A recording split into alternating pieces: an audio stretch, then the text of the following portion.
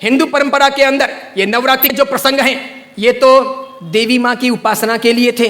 नवरात्रि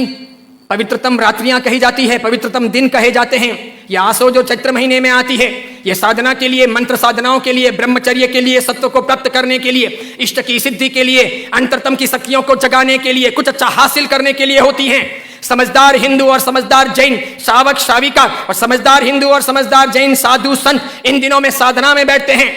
मौन रहते हैं, ब्रह्मचर्य का परिपालन करते हैं और आगे बढ़कर के शक्तियों को साधते हैं। उस जमाने में देवी माता की आरती करना, घट स्थापना करना, देवी माता को रिझाना और पुरुष एक तरफ महिला एक तरफ, महिलाओं की जगह में पुरुष की जगह में देवी माता को बीच में रख करके मात्र उनके हाथ से गरबे लें और इस प्रकार उनकी भक्ति करें, यह परंपरा थी नवरात्रि की।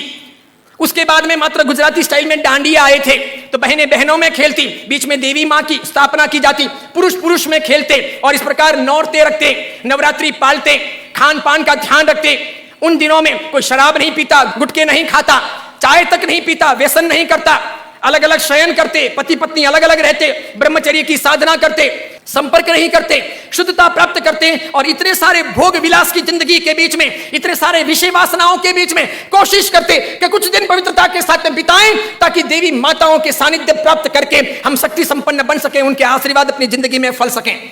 गरबे गए, फिर डिस्को आया, नाना प्रकार के धुनें आई, नाना प्रकार के गायक आए,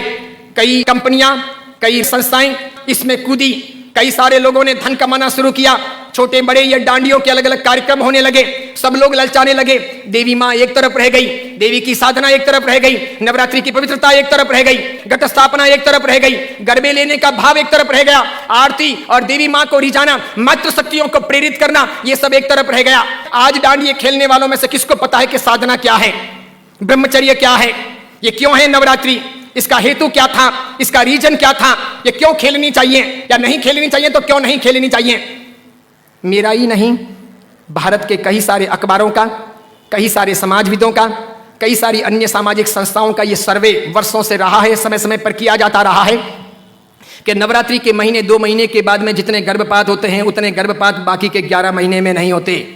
तो ये व्यभिचार नहीं है तो क्या है, ये दुराचार नहीं है तो क्या है, ये जीवन की भ्रष्टता नहीं है तो क्या है। इस बात पर मैं कुछ वर्षों पहले बोला था, अभी किसी ने वो वीडियो वायरल कर दिया और उस वीडियो को लेकर के अखबार ने लिखा। मैंने कहा जो सच है वो सच है कि हम अपनी साधनाओं को बचाएं, बेच ना दें। हिंदू धर्म की परंपरा हो कि जैन धर्म की परंपरा हो, कोई भी उत्सव महोत्सव हो, मैंने समय समय पर यह भी कहा था गणपति अगर हिंदू धर्म के देवता हैं और गणपति के महोत्सव अगर मनाए जाते हैं या उनका आराधन अगर किया जाता है तो उसमें कहीं जुआ नहीं खेलना चाहिए, शराब नहीं पीनी चाहिए, गणपति के नाम पर तमाशे नहीं करने चाहिए, लड़कियों के साथ में नाच गान नहीं होने चाहिए, गणपति लड़कियों को छेड़ने के लिए महोत्सव के तौर पर नहीं आ रहे, लड़कियां अपनी जगह पर हों, पुरुष अपनी जगह पर हों, वहां शराब नहीं पी जानी चाहिए, उनके पैसों का प्रपंच नहीं होना चाहिए, गणपति को सेलेबल नहीं बनाया जाना चाहिए। हिंदू धर्म अगर इन चीजों को नहीं संभालता है तो धीरे धीरे भारतीय संस्कृति का विनाश होगा।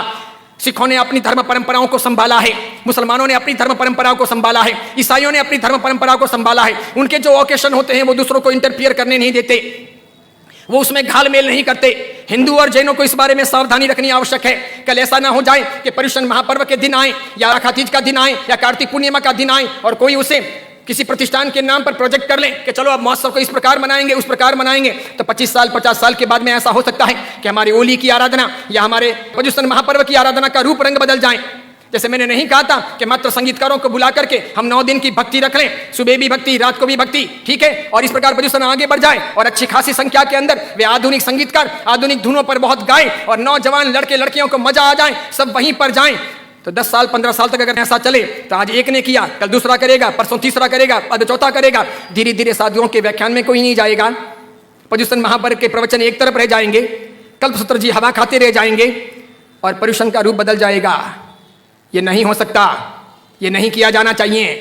मैं इसलिए कह रहा हूं कि मेरी जिंदगी तो बहुत छोटी है, मैं तो कल दुनिया से चला जाऊंगा, लेकिन भगवान के शासन की परंपराएं नहीं मरनी चाहिए, हमें उन्हें जिलानी होगी। हमारे बच्चों को ये पता नहीं, उनको तो क्या है, नाचना गाना कूदना घूमना फिरना अच्छा लगता है, उन्हें सामाजिक प्रतिक्रमण ना अच्छे लगे, बिना पंखों के रहना उन्हें ना अच्छा लगे, लेकिन जरूरी यह है पर्युषण महापर्व की पूरी प्रक्रिया, उसकी साधना की सारी व्यवस्था समझी जानी चाहिए और इसीलिए हर बाबत के अंदर सावधानी आवश्यक है। हमारा यह वीडियो अगर आपको पसंद आया हो तो उसे लाइक कीजिए, शेयर कीजिए और आचार्य विमल सागर सूरी जी के नाम से चल रहे हमारे चैनल को सब्सक्राइब कर उसके पास रहे बेल के बटन को क्लिक कीजिए ताकि हमारे नित नई वीडियो को देखने का आपको अवसर मिल सके।